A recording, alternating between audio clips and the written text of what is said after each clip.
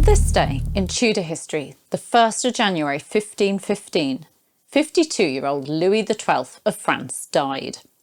He died less than 3 months after his marriage to Mary Tudor, sister of King Henry VIII and daughter of the late King Henry VII.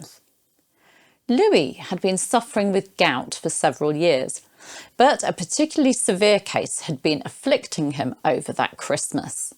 Robert III de la Marck, Seigneur de Fleuranges and Marshal of France, wrote, "The king desired to be a pleasing companion with his wife, but he deceived himself, as he was not the man for it, inasmuch as he had for a long time been very sick, particularly with gout, and for 5 or 6 years he'd thought he would die of it, and he lived on a very strict diet, which he broke when he was with his wife, and the doctors told him that if he continued, he would die from his pleasure."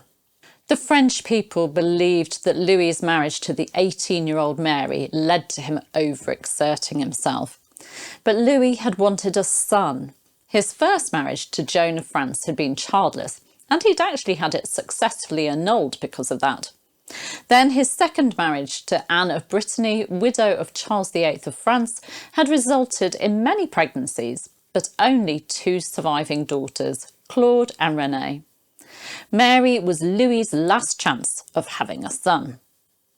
Louis was succeeded by his nearest male relative, his cousin's son, Francis of Angoulême, who was also married to Louis's eldest daughter, Claude.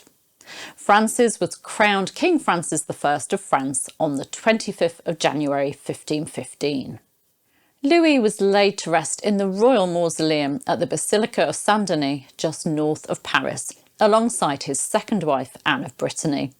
The basilica is well worth the short train trip from Paris to see their beautiful tomb and the tombs of many other kings, queens and nobles of France.